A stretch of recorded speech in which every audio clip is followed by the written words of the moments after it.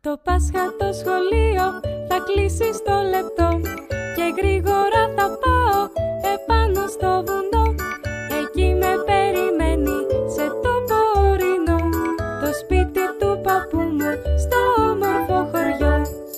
Ένα Πάσχα στο χωριό είναι Πάσχα μαγικό.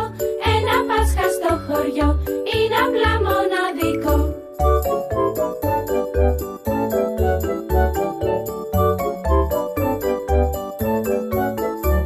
Μεγάλη Τρίτη θα'ρθεί η γιαγιά και θα μας πει: ζυμώνουμε τσουρέκια, ζυγώνει η γιορτή. Μεγάλη Πέμπτη θα'ρθεί η γιαγιά και θα μας πει: το κόκκινο αυγουλάκι απόψε θα βαφτεί.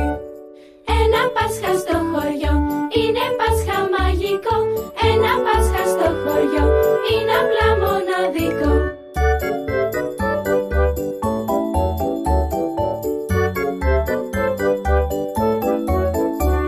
Παρασκευή μεγάλη